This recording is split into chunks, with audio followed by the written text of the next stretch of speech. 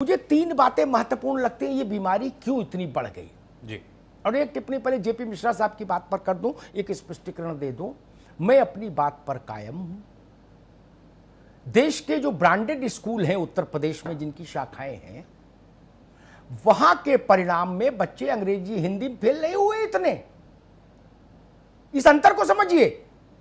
और शायद ये पहली बार आए हैं डॉक्टर साहब, इसलिए ये थोड़ा भ्रमित हो गए होंगे। जब मैं ननकू रज्जाक बोलता हूं तो मैं उसका अभिप्राय होता है, ये आज से नहीं बोल रहा, 1.5 दशक हो गया तब से बोल रहा हूं। उसका अर्थ होता है भारत की बहुसंख्यक जनता। इलीट क्लास के लिए दूसरा शब्द इस्तेमाल करता हूं, इसलिए इस बात को समझिए, तब बात को काटिए। 2-3 बेईमानियां हुई राष्ट्रीय स्तर पर। उत्तर प्रदेश भी राष्ट्र का हिस्सा है। एक बार मैं लालकृष्ण आडवाणी के साथ गया, तमिलनाडु की में एक जगह है नागरकोइल, वहां सभा थी चुनाव की। उसके बाद समुद्र है, फिर सीमा खत्म भारत की, यानी भारत के छोर पर। आडवाणी जी अंग्रेजी में बोले, उनका वहां के लोकल लीडर्स ने उस तमिल में अनुवाद किया। तो जब मैं उनके साथ वापस लौट रहा था गाड़ी में होटल, तो मैंने उनसे कहा कि आडवाणी जी, मेरे मन में एक बात उठती है, हम लोग अंग्रेजी में वोट नहीं मांग सकते क्या, लेकिन शासन अंग्रेजी में चलाते हैं, क्यों? यह राष्ट्रीय बेईमानी सबने की। जिस भाषा में आप वोट नहीं मांग सकते, उस भाषा में उस वोट देने वाले के लिए शासन क्यों चलाना चाहते हैं? यह तो विश्वासघात है। ननकू और रज्जाक तो आपकी चिट्ठी का मतलब ही नहीं समझ पाता जो आप लिख देते हो। मैंने इस देश में देखा, घर बेच के मुकदमा लड़ने वाला आदमी वकील से पूछता है कि हम हारे कि जीते। वो नहीं समझ सकता कि क्या लिखा है इसमें अंग्रेजी में इतना लंबा। डॉक्टर की पर्ची नहीं पढ़ सकता। इससे बड़ी कोई त्रासदी हो सकती है? कोई इससे बड़ी त्रासदी हो सकती है? हमने पैसा दिया, हमारी रिपोर्ट आई डॉक्टरी की, हम जान नहीं सकते, किसी पढ़े लिखे से पढ़वाना पड़ेगा, या मेडिकल स्टोर वाला हमको पढ़ के बताएगा, या डॉक्टर से हिंदी में पूछेंगे। इससे बड़ी बेईमानी दुनिया में कहीं हो रही क्या? ये शासन के स्तर की बेईमानियां हैं, राजनीतिक दलों ने जो बेईमानियां की। मुझसे एक बार प्रीतिश नंदी ने कहा, इस देश के बड़े संपादकों में से एक है, उन्होंने कहा कि अग्निहोत्री, मैंने देश के लगभग हर फील्ड के बड़े आदमी का इंटरव्यू किया।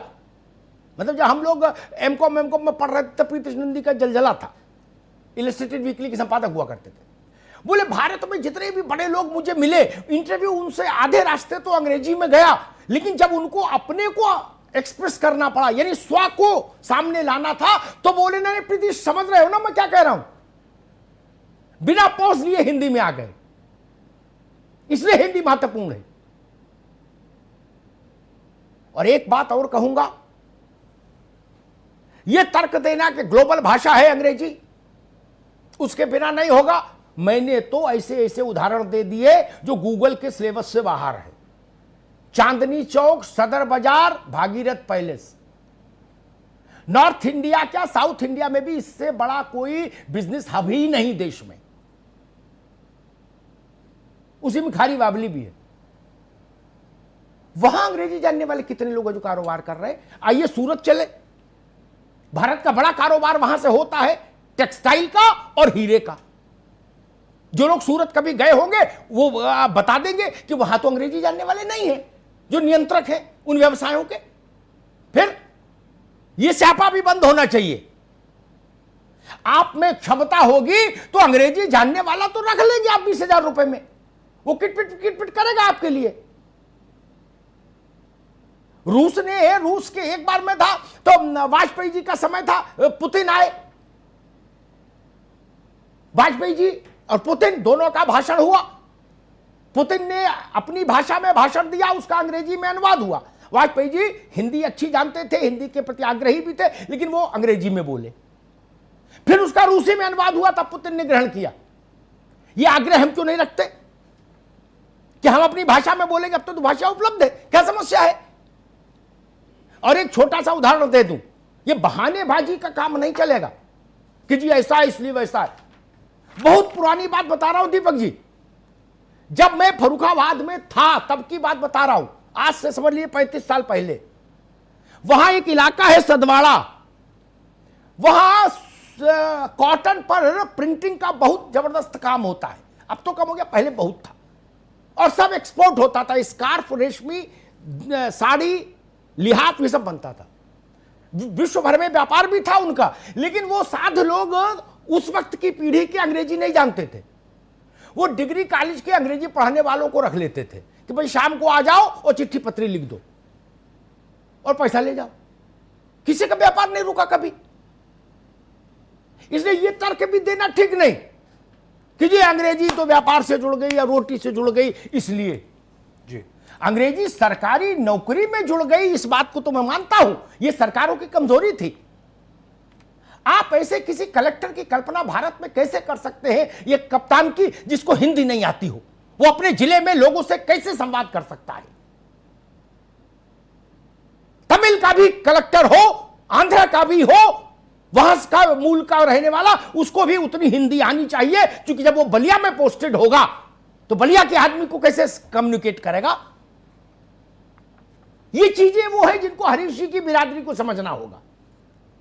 और इतनी तो ईमानदारी रखो भाई, इसी बात को लोहिया जी भी कहते थे, उतना साहस रखिए, जिस भाषा में वोट मांगते हो उसी में शासन करो। ये जिस भाषा में शासन कर रहे हैं उसमें एक बार वोट मांग के दिखा दो। हरीश जी को मांग सकता है माई का लाल? 22 में चुनाव में कोई अंग्रेजी में वोट मांग सकता है यूपी में?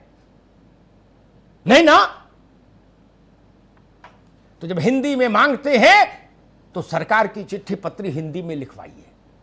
सर्वेश अस्थाना का सुझाव अच्छा है। अनाउंसमेंट हो रहा है तो उसको हिंदी में करवाइए।